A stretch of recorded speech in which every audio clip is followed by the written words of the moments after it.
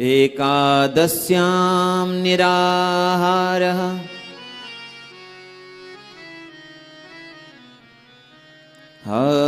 एकादश्यां निराहारः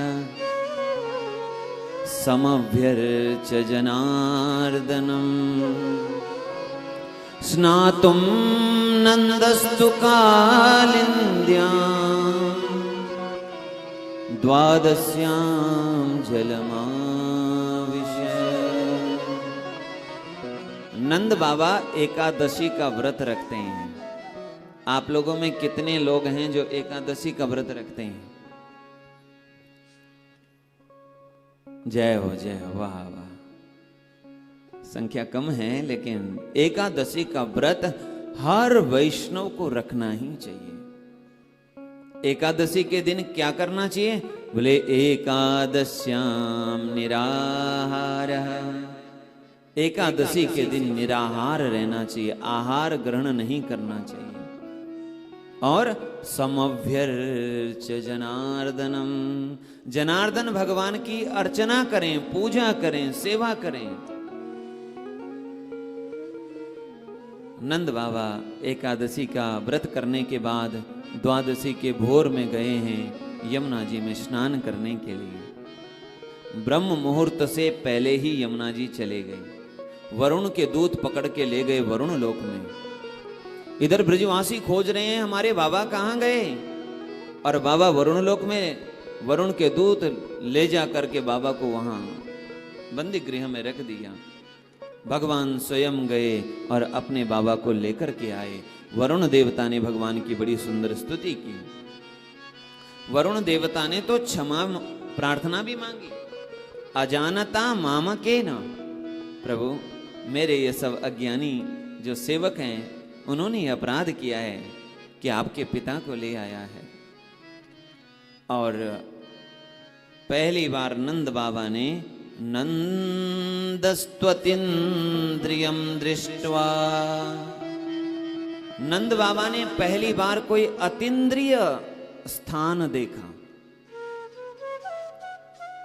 इंद्रिय और अतीन्द्रिय में, इंद्रिय कहते हैं 5 ज्ञानेंद्रिय और 5 कर्मेंद्रिय। जिसे हम देख सकते हैं, सुन सकते हैं, वो इंद्रिय का विषय है। पर जिसे हम देख नहीं सकते, सामान्य नेत्रों से सुन नहीं सकते, सामान्य कानों से, उसे कहते दिव्य लोक। ऐसे दिव्य लोक पहली बार जब नंद बाबा ने देखा और आकर के ब्रजवासियों को दिव्य लोक की बात बताई, ब्रजवासियों ने कन्हैया से कहा, कन्हैया अब तुम्हें हमको भी दिव्य लोक दिखाना पड़ेगा, और वो दिव्य लोक भी कोई और नहीं, तुम्हें अपना वैकुंठ दिखाना पड़ेगा। भगवान सब ब्रजवासियों को ले गए ब्रह्म रथ में, ब्रह्म कुंड में। जैसी ब्रजवासियों ने ब्रह्म कुंड में डुबकी लगाई, यहाँ कुंड में डुबकी लगी, और एक एक करके सब वैकुंठ में निकलते जा रहे हैं। नंदादयस्तु तं दृष्ट्वा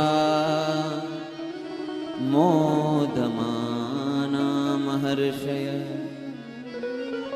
नंदादयस्तु तं दृष्ट्वा, नंद आदि ने जैसे ही वैकुंठ का दर्शन किया, मोदमाना, बड़े आनंदित हो गए। 14 भुवनों में जो स्वर्ग आदि लोक हैं, उन सभी लोकों में सर्वश्रेष्ठ लोक है वैकुंठ लोक। 14 भुवनों में सभी से श्रेष्ठ लोक है वैकुंठ लोक। सबसे, आज के भाषा में कहें, सबसे उत्तम सुविधाएं जहां हैं, सबसे उत्तम सुख जहां हैं, जहां दुख का लेश नहीं है, जहां रोग नहीं है, व्याधि नहीं है, मानसिक चिंता नहीं है, ऐसा वह दिव्य वैकुंठ धाम का जब दर्शन किया ब्रजवासियों ने, तो बड़े आनंदित हो गए, देखते रह गए। ऐसा दिव्य धाम, ऐसा वैकुंठ। तब तक ब्रजवासियों को याद आई अपने कन्हैया की।